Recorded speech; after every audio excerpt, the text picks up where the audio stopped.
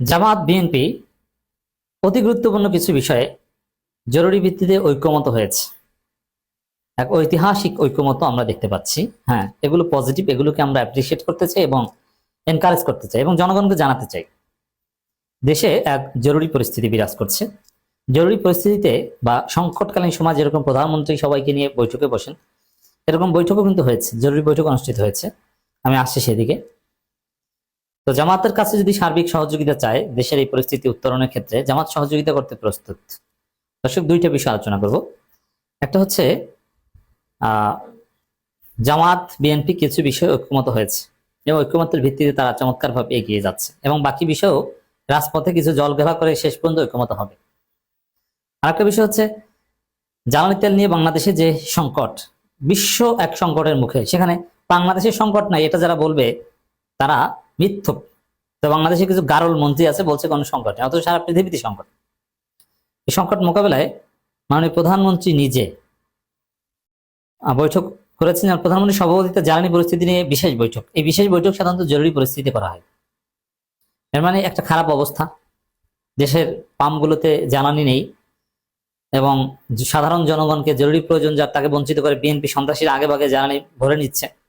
BNP সন্ত্রাসীরাই সংকটকে আরো বাড়িয়ে দিচ্ছে।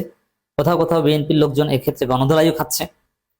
তো দর্শক, এই পরিস্থিতি সামাল দেওয়ার সর্বোচ্চ চেষ্টা প্রধানমন্ত্রী করছেন, এবং এক্ষেত্রে যদি প্রয়োজন হয় বিরোধী দলের হেল্প চাইলে জামাত প্রস্তুত। জামাতও চেষ্টা করছে বিকল্প প্রস্তাবনা দিয়ে। এমনকি জামাতের আপনারা জানেন যে শ্যাডো ক্যাবিনেট, সেই ছায়া মন্ত্রিসভা গঠনের কাজ চলছে। এখন যদি ছায়া মন্ত্রিসভা থাকতো জ্বালানি সংকট কিভাবে সমাধান করা যায়, জামাত বিকল্প প্রস্তাব দিত, তাহলে অসাধারণ কিছু ঘটতো। এই জন্য এটা জরুরি ভিত্তিতে শ্যাডো ক্যাবিনেট গঠন করা দরকার। আর জামাতের কাছে বিকল্প অনেক প্রস্তাবনা পদ্ধতি যেগুলো আছে, এই সংকটকালীন পরিস্থিতি মোকাবেলা করার জন্য জামাত সরকারকে কোঅপারেট করতে প্রস্তুত, এবং প্রয়োজনে বিএনপি সরকারও সহায়তা নিবে। দর্শক, মাননীয় তথ্যমন্ত্রী বলেছেন জুলাই যোদ্ধাদের সর্বসম্মতভাবে দায় মুক্তি দেওয়া হবে। এই সর্বসম্মতভাবে কারা? মানে বিএনপি জামাত একমত হয়ে দায় মুক্তি দিবে। এটা একটা ঐতিহাসিক সম্মতি, দায় মুক্তি দেওয়ার ক্ষেত্রে বিএনপি জামাত একমত। শুধু এক্ষেত্রে না, বিএনপি জামাত নানান বিষয়ে একমত। জামাতকে মোটেও ডিহিউম্যানাইজ করা যাবে না। জামাত এদেশের ফার্স্ট ক্লাস সিটিজেন। জামাত স্বাধীনতার পক্ষের শক্তি, স্বাধীনতার বিপক্ষের হিসাবে ট্রিট করা, এরকম কোনো আচরণ করা সরকারের পক্ষ থেকে বিএনপি সরকার করবে না, করতে পারবে না।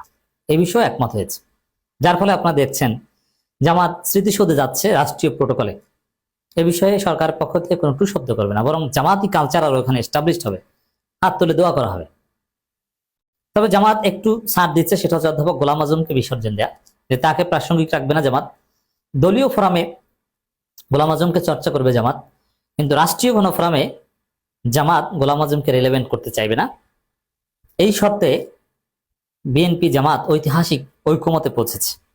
৭১ প্রশ্নে, মুক্তিযুদ্ধ প্রশ্নে, আরো নানান জাতীয় দিবস প্রশ্নে, এমনকি জুলাই যোদ্ধাদের দায় মুক্তি দেওয়ার ক্ষেত্রে বিএনপি জামাত একদম সর্বসম্মতভাবে দায় মুক্তি দিবে। তো এটা একটা পজিটিভ সাইন। আরো নানান বিষয়ে এরকম একমত হওয়ার চেষ্টা করছে। জুলাই সনদ বিষয়ে এরকম ঘুরে ফিরে একটা পর্যায়ে একমত হওয়া যাবে। তবে জামাতকে কিছুদিন আন্দোলন করতে হবে, এতে কোনো সন্দেহ নেই। আর বিএনপি সরকার একটা ভালো দিক হচ্ছে, তারা আন্দোলনের কোনো মুখে পড়ার সম্ভাবনা থাকলে তারা পিছু হটে খুব সহজে, এবং ফেসবুক সমালোচনায় অনেক সিদ্ধান্ত থেকে তারা ফিরে এসেছে। যেমন এই পুলিশ হত্যার তদন্ত করবে করে, কিন্তু বিরোধী দলের চাপের মুখে তদন্ত আর করবে না, পরিপূর্ণ দায় মুক্তি দিবে। এবং এই পরিপূর্ণ দায় মুক্তি দেওয়া এটাকে এর মধ্য দিয়ে ৭১ প্যারালাল করা হলো ২৪-কে। সেখানে জামাতের সমস্যার অর্ধেক সমাধান এমনিতে হয়ে গেছে। আর বিএনপির সামনে এর কোনো বিকল্প নাই। বিএনপির জন্য এটি সেফ, এই জন্যই তারা এটা করছে, ঐক্যমতের ভিত্তিতে এটা করছে। জুলাই যোদ্ধাদের সর্বসম্মতভাবে দায় মুক্তি দেওয়া হবে বলে জানিয়েছেন তথ্য ও সম্প্রচার মন্ত্রী জহিরুদ্দিন স্বপন। তিনি বলেন আগামী সংসদ অধিবেশনে এই সংক্রান্ত আইন পাস হবে। সরকার ১ মাস পূর্তি উপলক্ষে সচিবালয় প্রেস ব্রিফিং তিনি কথা বলেন। ত্রয়োদশ নির্বাচনে বিএনপিকে ভোট দিয়ে নির্বাচিত করায় যাদের কাছে কৃতজ্ঞতা জানিয়েছেন এবং সরকারের কর্মকাণ্ডের বিস্তারিত তুলে। সরকারের কর্মকাণ্ডের মধ্যে অনেক কিছু নিয়ে তীব্র সমালোচনা আছে, সেই সমালোচনা আমরা করব, এটা জারি থাকবে। যেমন এই যে ফ্যামিলি কার্ড, এটা একটা সমালোচনা, এটা রাষ্ট্রের জন্য একটা আত্মঘাতী সিদ্ধান্ত। খাল খনন কর্মসূচি, এটা একটা আত্মঘাতী সিদ্ধান্ত। এবং এই যে বৃক্ষরোপণ, এই সিজনে বৃক্ষরোপণ স্টার্ট করা, এই যে লোক দেখানো, এগুলো আত্মঘাতী সিদ্ধান্ত। তো দর্শক, কৃষক কার্ড দিবে, ইমাম মসজিদের সম্মানিত দিবে, এগুলোর পিছনে দুর্বিসন্ধি দিয়ে আছে, স্বাভাবিক নয়। এগুলো বিরোধী দলের সাথে আলাপ আলোচনা করে সংসদে আইন পাশের মাধ্যমে একটা কাঠামোগত ভাবে করলে ভালো হতো, কিন্তু লোক দেখানো, নির্বাচনী প্রতিশ্রুতি বাস্তবায়ন করছে, এটা ঠিক না। জ্বালানি তেলের দাম বাড়ানোর পরিকল্পনা নেই, তথ্যমন্ত্রী এই কথা বলেছেন যে দাম বাড়াবে না। এখন দাম যদি না বাড়াতে হয়, কোন প্রক্রিয়ায় দামটা সমন্বয় করবে? ভর্তুকি দিতে হবে প্রচুর, যেখানে বিশ্ববাজারে দাম বেড়ে গেছে। এমনকি জ্বালানি তেলের দাম $150 ছাড়ালে এটা পৃথিবীব্যাপী একটা দুর্ভিক্ষের কারণ হতে পারে। যে সেই জায়গায় যেখানে পৃথিবী একটা দুর্ভিক্ষের মুখে, সেখানে বাংলাদেশ দাম বাড়াবেন, এটা কতদিন পারবে? তো হ্যাঁ, এই বিষয়ে তার কাজ করছে। দাম বাড়াবে না মানে কি, তেলই পাওয়া যাবে না নাকি?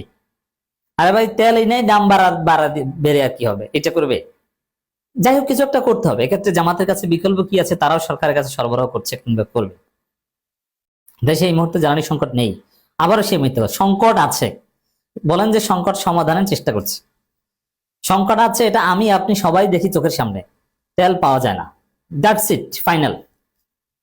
তো সংকট নেই, মিথ্যা কথা কেন বলছেন? সংকট নেই আপনাদের বিএনপির লোকজনের, কারণ আপনারা অবৈধভাবে সিরিয়াল ব্রেক করে আপনারা নিয়ে নেন। সরকারের মন্ত্রীদের জন্য আলাদা ডিপো করা আছে, কিন্তু সাধারণ জনগণ যারা উবার চালিয়ে, পাঠাও চালিয়ে জীবিকা নির্বাহ করে, তারা তেল পাচ্ছে না। মন্ত্রীবান মধ্যপ্রাচ্য সংঘাতে অন্যান্য দেশের মতো বাংলাদেশেও কঠিন পরিস্থিতির মুখে আছে। তবে এই দেশে এই মুহূর্তে জ্বালানি সংকট নেই এবং জ্বালানির মূল্য বাড়ানোর কোনো পরিকল্পনা সরকারের নেই। কিন্তু মির্জা ফখরুল তো বলেছেন যে মূল্য বাড়ানো লাগবে, বাড়ানো হতে পারে। আপনাদের কথা কাজে মিল নেই। প্রধানমন্ত্রী সভাপতিত্বে জ্বালানির পরিস্থিতি নিয়ে বিশেষ বৈঠক হয়েছে, তবে এখানে জামাতের হেল্প নিতে হবে। দেখেন, কানাডিয়ান জ্বালানি মন্ত্রী বলেছেন, ইতিহাসের সবচেয়ে বড় জ্বালানি সংকটের মুখোমুখি বিশ্ব। তো ইতিহাসের সবচেয়ে বড় জ্বালানি সংকটের মুখোমুখি হলে সেখানে বাংলাদেশে দাম বাড়ানো হবে না, এর চেয়ে চাপাবাজি আর কি হতে পারে? দাম বাড়ানো এটা অনিবার্য। দাম বাড়িয়ে কিভাবে সুষ্ঠু বন্টন করতে পারেন, যার প্রয়োজন যতটুকু ততটুকু যেন নেয়। এক্ষেত্রে যেন কোনো সিন্ডিকেট, ব্ল্যাকে বিক্রি। দাম তো বেড়ে গেছে, দ্বিগুণ দামে, 1.5 গুণ দামে ব্ল্যাকে তেল পাওয়া যায়।